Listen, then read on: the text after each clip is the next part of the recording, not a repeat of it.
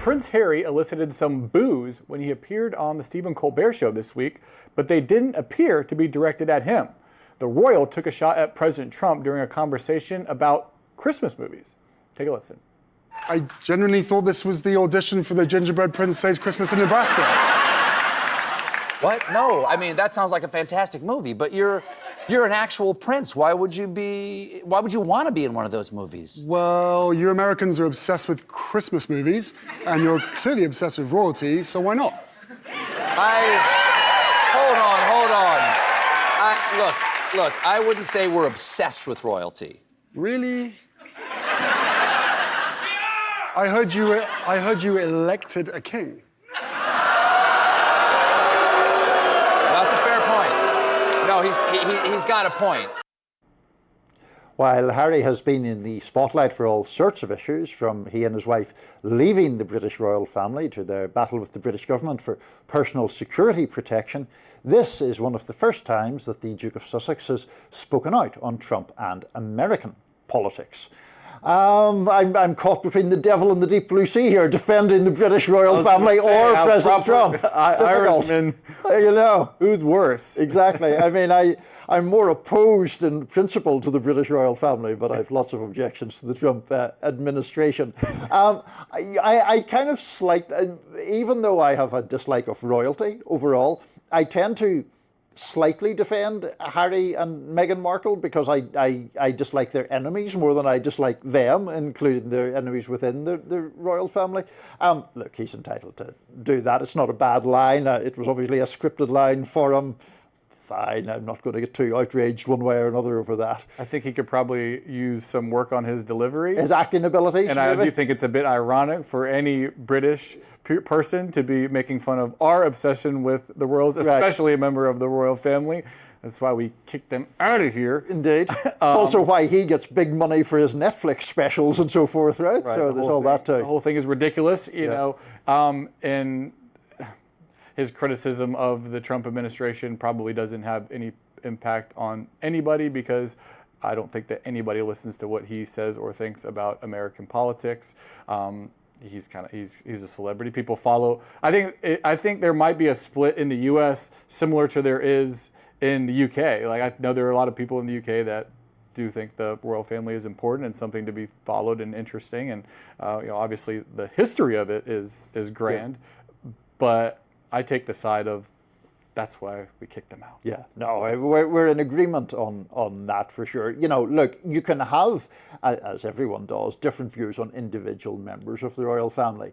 The fundamental problem I have with monarchy, Britain or anywhere else, is the idea that by accident of birth, certain people should be placed above other people. I think that's an absurd and kind of dangerous principle, honestly.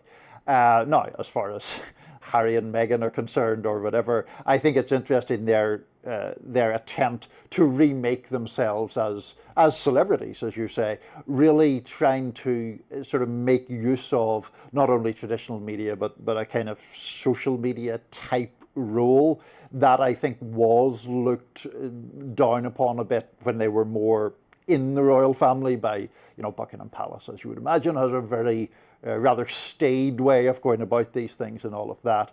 And, from what I read, their attempts to remake themselves in the US have had a pretty mixed track record, actually. People have not been quite so enthused about them as they might have hoped. What would anger me the most if I was British, and of course I am not, was when public funds are used for these grand extravaganzas and to support their lifestyles. And I mean, look, if you want to have the ceremonial title based in the history of the country, that is obviously important, okay, but the notion that public funds should be used to facilitate that seems crazy to me and against my American ideals. Yeah, no, absolutely. And this actually, we've been having a sort of a light-hearted discussion for obvious reasons. It's Harry appearing on Colbert.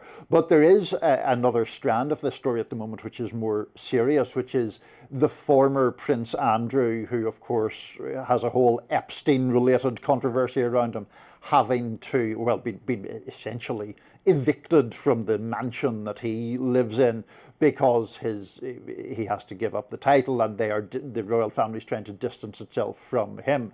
But that in turn has opened up this whole debate about the amount of money that the royal family gets from the taxpayer and all of that. Do you think there will come a time in the UK when there is such a public anger over that? I mean, it seems like at some point there would be a point when the Brits would no longer stand for it. You would think so, but the tradition is so deeply rooted. The one time I saw it really look shaky, actually, this is going back a long time, was after Diana's death, where the royal family was perceived to be very cold and not actually understand the degree. A lot of English people in particular were really distressed about that. It seemed very shaky at that point.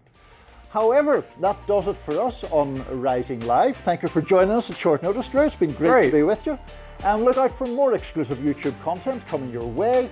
Be sure to like, share and subscribe to The Hill's YouTube channel so you never miss any content.